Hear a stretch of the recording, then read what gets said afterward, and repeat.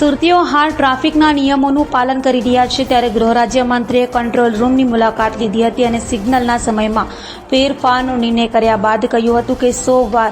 નિયમ તોડનારના driving licence રદ કરાશે. સુરત શહેરની અંદર છેલ્લા કેટલાક દિવસોથી ટ્રાફિક સિગ્નલ લગાડવામાં આવ્યા છે, તેના કારણે લોકોની મુશ્કેલીમાં ખૂબ વધારો થયો છે. શહેરભરના ટ્રાફિક સિગ્નલો ઉપર ચક્કા જામ જેવી સ્થિતિ જોવા મળી રહે છે. 15 થી 20 મિનિટમાં જે રસ્તો કપાતો હતો તેને હવે 30 મિનિટ કરતાં વધુ સમય લાગી રહ્યું છે. ત્યારે ગૃહ રાજ્યમંત્રી હર્ષ સંઘવીએ કંટ્રોલ રૂમની મુલાકાત લીધી હતી અને ગૃહમંત્રીએ ટ્રાફિક નિયમનનું પાલન કરી રહેલા સુરતીઓનો આભાર માન્યો હતો. સાથે કહ્યું હતું કે 100 વાર ટ્રાફિક નિયમ તોડનારના લાયસન્સ રદ કરાશે. સર્વપ્રથમ તો હું મારા સુરત શહેરના સૌ નાગરિકોને ખૂબ ખૂબ અભિનંદન આપું છું. એ લોકોને વંદન કરું છું કે સુરત શહેર પોલીસ અને મહાનગરપાલિકા દ્વારા સુરત શહેરના નાગરિકોની સુવ્યવસ્થાઓ માટે ટ્રાફિકના વધુ વ્યવસ્થિત રીતે પાલન થાય તે માટે જે નવા ટ્રાફિક સિગ્નલ્સ લગાડવામાં આવ્યા તેને સુરત શહેરના નાગરિકોએ ખૂબ સારી રીતે પાલન કરતા સૌને નજરે પડ્યા. હું આ શહેરના નાગરિકોને એટલે અભિનંદન આપું છું કે સુરત શહેરના નાગરિકો જ્યારે ટ્રાફિક સિગ્નલ પર રાત્રે 12 વાગે બી રેડ લાઇટ જોતાની સાથે જો ઊભા રહી જાય, એ આપણા શહેરના લોકો માટે જે ઉનાળાનું વેકેશન પૂર્ણ કરીને સુરત પરત ફર્યા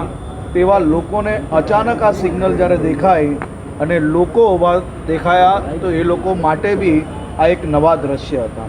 અને સાથે સાથે હું મારા શહેરીજનોને એટલે આભાર માનું છું કે આપ સૌ લોકોને આ નવી ટેકનોલોજી જોડે જે સિગ્નલો મૂકવામાં આવી છે તેના કારણે ક્યાંક ને ક્યાંક અગવડતા પડી રહી છે. એક સાથે જ અનેક સિગ્નલો હોવાના કારણે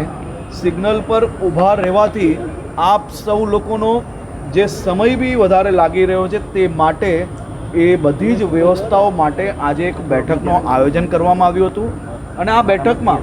અનેક વિષયો પર નિર્ણયો લેવામાં આવ્યા છે. એ વિષયોમાં ખાસ કરીને આ સિગ્નલ જે વધારે ટ્રાફિક રહેતા વિસ્તારો છે, જેમ કે વરાછામાં સવારે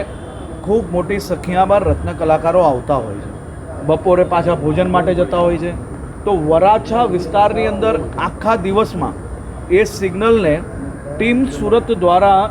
7 અલગ અલગ પ્રકારના સમયો સેટ કરવામાં આવી રહ્યા છે. જેમાં વધુ ટ્રાફિકમાં સીધી વાત છે, સાચી વાત છે, થોડુંક સમય ઊભું રહેવું પડ્યું છે